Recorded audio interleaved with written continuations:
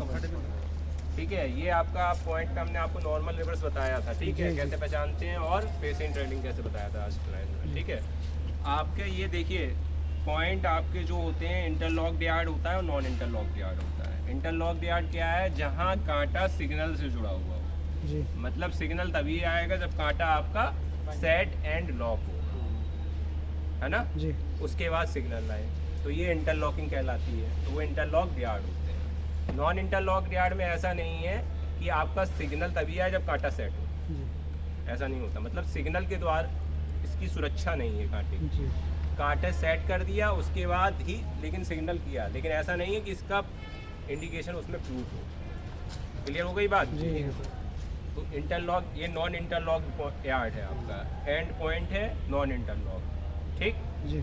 हाथ से चलना है तो इसको बोलते हैं हत्था काटा, जो देसी भाषा है इसको बोलते हैं हत्था काटा। आप लोग जो सुनाएंगे अपने स्टेशनों पे लोगों को द्वारा हत्था काटा है हैंड पॉइंट सुनेंगे, बस ये सुना, ठीक है। आप लोग पढ़े लिखे तो हैंड पॉइंट बोलिए, ठीक है। जो नहीं पढ़े लिखे होते हैं वो बोलते हैं हत्था काटा, ठीक है। तो हैंड पॉइंट बोलिए आप। तो हैंड पॉइंट में देखिए आप, ये हैंड पॉइंट ये हो गया मैकेनिकल पॉइंट, क्योंकि ये मोटर के द्वारा संचालित नहीं है, आपके हाथ के लीवर के द्वारा संचालित है।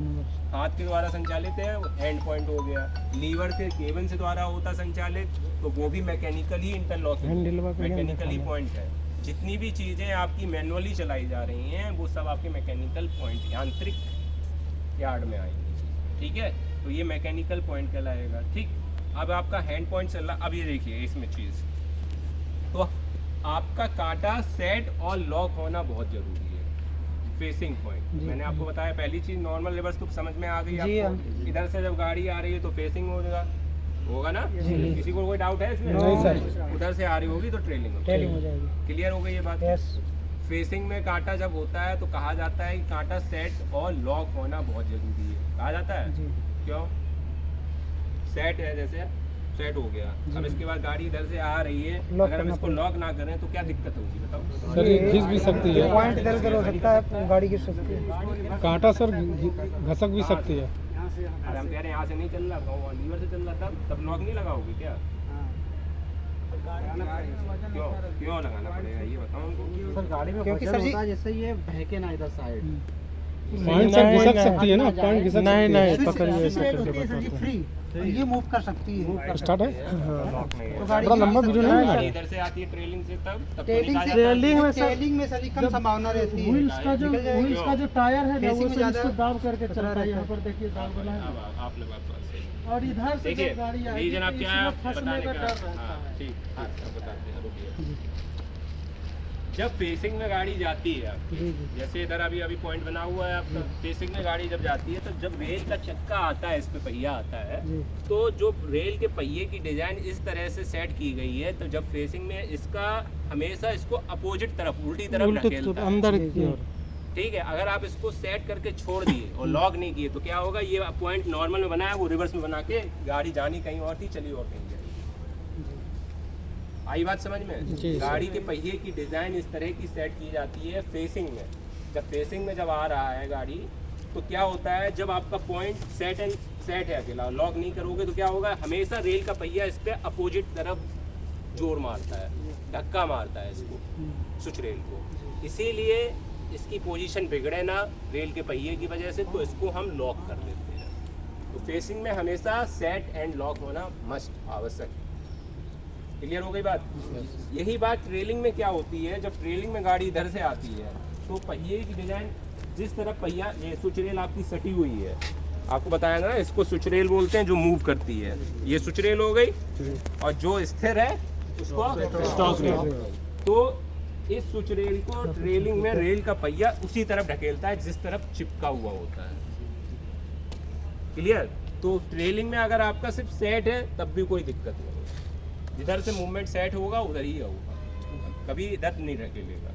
क्लियर हो गई बात? जी सर। इसीलिए फेसिंग में हमेशा सेट एंड लॉक होना बहुत जरूरी है। ट्रेलिंग में आप अगर सेट करके भी छोड़ देते हैं तब भी काम चलेगा, लेकिन कोचिंग यार्ड में आपको मोस्टली दोनों ही तरफ जब एनआई के टाइम में सेट एंड लॉक करने पड़ेंगे, चाहे फेसिंग हो या ट्रेलिंग हो, सुरक्षा की दृष्टि से, ठीक है। मैकेनिकल यार्ड में कभी कभी आप छोड़ देते हैं, ट्रेलिंग पॉइंट को नहीं करते हैं, क्योंकि वहाँ सेंटी मूवमेंट मोस्टली होता है, क्लियर बात हो गई? किसी को कोई डाउट इसमें? नहीं सर। ठीक। दूसरी चीज़ हमने आपको आज क्या क्या चीज़ें बताई थी, ये हो गई आपकी स्विच रेल जो मूव कर रही है, ये हो गई स्टॉक रेल, फिर हमने आपको बताई थी चेयर प्लेट। चेयर प्लेट ये है जिस पे ये मूव करती है स्विच रेल, ठीक है। ये स्विच रेल मूव करती है इसी पे चिपकी हुई है ना, इसी पे तो चल रही है। उस चेयर और एक चीज़ प्लेट हमने पर बताया था स्ट्रेचर बार, ये स्ट्रेचर बार है जो देखो दोनों को जोड़ा हुआ है और इससे जो लीवर से निकली है रॉड इससे आ रही है। जब लीवर आप चला रहे हो तो रॉड चल रही है, रॉड के द्वारा ये चल रहा है, तो दोनों स्विच रेल चल रही है। क्लियर? बोल्ट वाला बताए थे, बोल्ट बता रहे हैं ना, अभी हमने बंद किया क्या थोड़ा सा दूर हट गया। स्टेट बोल्ट फिर आपको बताया था मैंने, जो आपको स्टॉक रेल को बांधे हुए, ये देखो स्टेट बोल्ट है, ये इसकी चेयर प्लेट के साथ ये बंधा हुआ है जिससे कि भागे ना ये। तो ये स्टेट बोल्ट टाइट होने चाहिए आपके सब, जिससे कि गेज आपकी मेंटेन रहे। सर एक बार उस पर फिर से बताइए, चेयर प्लेट जो है। अरे चेयर प्लेट ये है ना जिसपे हाँ। आपकी मूव कर रही है ये, ठीक ये है। सब चेयर प्लेट है पॉइंट पर, ठीक और है। इसके बाद ये स्टोर अब इस रेट पे ऑयलिंग होना बहुत जरूरी है, ये रोड के बारे में सर, है ना। ये रोड के बारे में बोलिए। ये स्ट्रेचर बार है आपकी, हाँ तो स्ट्रेचर ये स्ट्रेचर बार पट्टा इसको बोलते हैं हिंदी में, ठीक है। तो जी। ये स्ट्रेचर बार आपको दोनों स्विच रेल को जोड़ी है। जब रॉड जो आपकी निकली है जो लीवर से चल रही है वो इससे जुड़ी हुई है, जी। ये चल रहा है, जब रॉड चल रही है तो ये चल रहा है, ये चल रही है, तो दोनों स्विच रेल एक साथ कनेक्टलेसली मूव कर रही है। स्ट्रेचर क्लियर हो गई? जी सर। ठीक है। ये जो आपका पहला स्लीपर जो है जहाँ से कांटा बंधा हुआ है इसको बोलते हैं गेज प्लेट। गेज ये प्लेट गेज प्लेट है जो गेज तरह से- मेंटेन करने के लिए काम में आती है। कितना गेज होती है ये?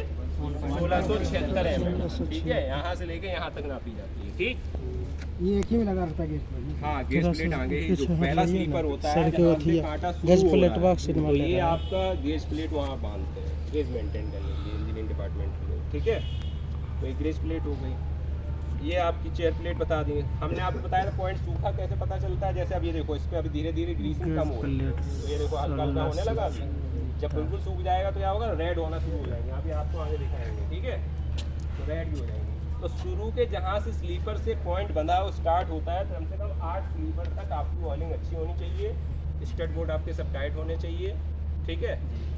पॉइंट का पर्टिकुलर काम करने से, सही तरीके से काम करने के लिए, ठीक है। क्लियर हो गई बात?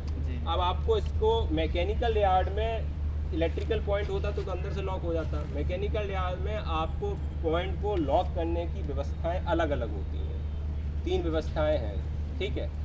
पॉइंट में आपको या तो कार्टर बोर्ड दे रखा होगा या कार्टर पिन या पैडलॉक क्लैंपिंग, ठीक है। तो ये आपका क्या है, कार्टर पिन। Quarter pen. ठीक है। जब कार्टर पिन दे दिया तो दोनों तरफ आपका यहाँ पर कार्टर पिन से लॉक करेंगे, जी। ठीक। कार्टर पिन नहीं है तो कार्टर बोर्ड होगा, दोनों में से कोई नहीं है फिर आप पैडलॉक या क्लैंप से इसको लॉक करेंगे, ठीक। इलेक्ट्रिकल मोटर में क्या होता है, इलेक्ट्रिकल मोटर से थ्रू लॉक हो जाता है पॉइंट। अगर काम नहीं करती है तो आप क्या करते हैं, क्रैंकिंग से